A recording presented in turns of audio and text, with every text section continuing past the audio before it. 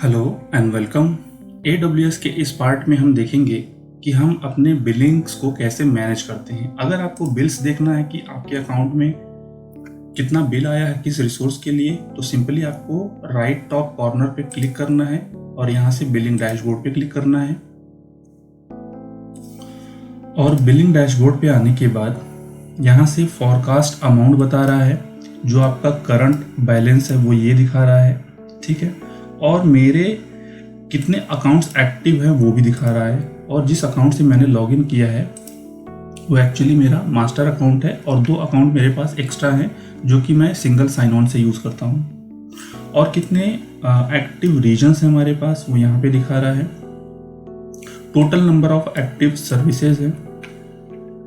Highest cost किस resource से related है वो यहाँ पे दिखेगा। और बाकी की इंफॉर्मेशन आपको यहाँ से बिलिंग्स वगैरह दिख जाएगी डेट वाइज, ठीक है। अब हम आते हैं, देखते हैं कि हमें कितना एक्चुअल बिल आया है। तो हमें बिल्स पे क्लिक करना है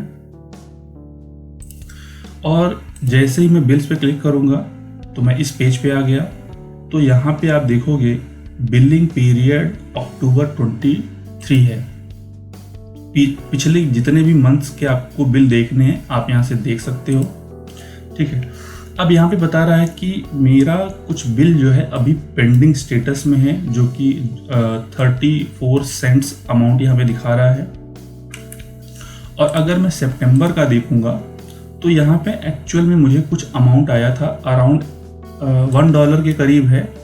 और टोटल बिल अराउंड 80 रुपीज़ है, जिसके लिए मुझे ईमेल भी आया था अमेज़ॉन से, ठीक है। और इसको स्क्रॉल डाउन करोगे चार्जेस बाय अकाउंट से आपको यहाँ से इंफॉर्मेशन मिलेगी कि आपके कौन से अकाउंट के लिए बिल आया है, ठीक है। और इनवॉइसेस आप यहाँ से डाउनलोड कर सकते हो, ठीक है। ये रहा आपका इनवॉइस। और इसके साथ ही क्या सेविंग्स हुई हैं वो यहाँ पे आपको दिखेगा। टैक्सेस बाय सर्विसेज, कौन सी सर्विस के लिए कितना टैक्स लगा है। तो आते हैं चार्जेस बाय सर्विसेज पे और यहाँ से मुझे प्रॉपरली दिखेगा कि कौन सी सर्विस के लिए कितना अमाउंट मुझे बिल आया है, ठीक है।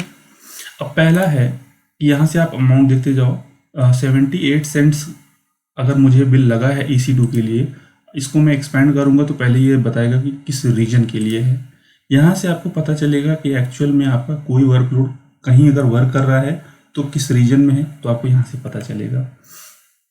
तो ये 09 सेंट्स यहाँ से मुझे अगर चार्ज लगा है नेट गेटवे के लिए, और कितने आवर के लिए चार्ज लगा है वो भी यहाँ पे दिखा रहा है। इसके साथ ही साथ फिर यहाँ पे मुझे EC2 इंस्टेंस कुछ रनिंग थे ऑन डिमांड T2.micro, ठीक है। अराउंड 12 आवर्स के लिए ये रन था। और इसके साथ ही T2.medium के लिए कुछ अमाउंट मुझे यहाँ पे आया है। इसके साथ ही साथ अब यहाँ पे आप देखोगे विंडोज़ T2.micro के लिए कुछ अमाउंट आया है। अब EBS वॉल्यूम्स के लिए कुछ अमाउंट आया है। देन इसके बाद इलास्टिक IP के लिए क्या कॉस्ट आई है। इसके साथ ही साथ अब हम आते हैं अपने दूसरे रिसोर्स के ऊपर, जैसे इलास्टिक लोड बैलेंसर। इसके लिए 0.05 सेंट्स यहाँ पे लगा हुआ है। ये भी नॉर्दर्न वर्जीनिया के लिए है। और ये कॉस्ट किसके लिए लगा है, जो मैंने एप्लीकेशन लोड बैलेंसर यूज़ किया है उसके लिए यहाँ पे मुझे कॉस्ट आई है, ठीक है। अब यहाँ पे आप बाकी की सर्विसेज देखोगे, बाकी के लिए 0 है। जैसे मैंने एक्सपेंड करके आपको दिखाया वैसे ही आपको हर एक सर्विस के लिए बिल दिखेगा और कितना USD आपको लगा है, टोटल टैक्स, ये सारा अमाउंट ऐड होकर के आएगा, ठीक है। अब आते हैं पेमेंट्स में। पेमेंट्स में कितने ट्रांजैक्शंस हुए हैं वो यहाँ पे दिखेगा, कितनी बार आपने पेमेंट किया है।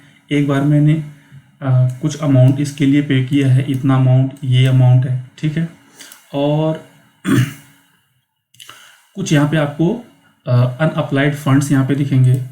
पेमेंट अगर ड्यू है तो उसकी ड्यू डेट क्या है और कितना अमाउंट आपको पे करना है वो यहाँ से आ जाएगा, ठीक है। यहाँ पे बता रहा है कि इश्यू डेट जो है हमारा 3 अक्टूबर है और यहाँ पे बता रहा है ड्यू डेट क्या थी, 3 अक्टूबर। ये हमारा ड्यू पास हो चुका है, बट अभी तक हमने इसको पेमेंट नहीं किया था। बिलिंग पीरियड ये क्या है, सितंबर वाला है। अगर आपको इसको पेमेंट करना है तो आपको सिंपली से क्या करना होगा, कंप्लीट पेमेंट पे क्लिक करना होगा। जैसे ही आप कंप्लीट पेमेंट पे क्लिक करोगे ये आपको एक ऐसे पेज पे लेके जाएगा जहाँ से आपको क्रेडिट और डेबिट या फिर नेट बैंकिंग के डिटेल्स देने होंगे। तो ये पेमेंट के लिए मैं बाकी की इन्फॉर्मेशन फिलअप कर दूंगा और मैं वीडियो को कर देता हूँ पॉज। अभी यहाँ पे आप देखोगे तो यहाँ पे बता रहा है credit card, debit card, net banking और कितना अमाउंट है, ठीक है। और मुझे क्या करना होगा, मुझे इस पर करना होगा use credit and debit card. अब यहाँ पे मैं अपने डिटेल्स दे दूंगा और यूज़ एग्जिस्टिंग एड्रेस यहाँ पे आपको सेलेक्ट करना होगा, ठीक है। मैं तब तक डिटेल्स फिल कर लेता हूँ। ऑलराइट, सो डिटेल्स फिल करने के बाद मैं नीचे आऊँगा और ऐड कार्ड पे करूँगा click.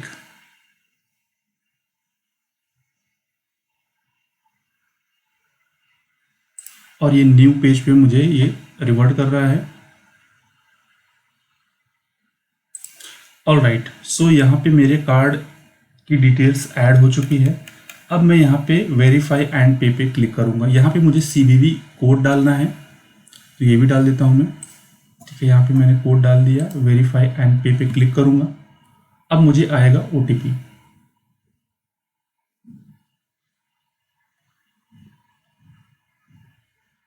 Click on proceed.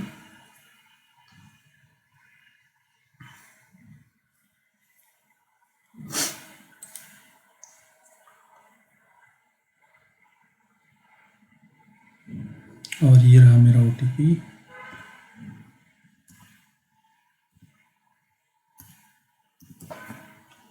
And confirm and पे। इसको जैसे ही मैं एंटर करूंगा अब ये पेमेंट मेरा हो जाएगा।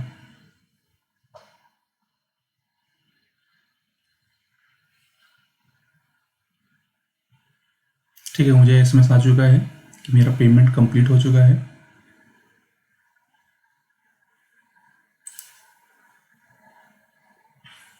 ठीक है, यहाँ पे मैसेज आ गया you successfully completed your payment.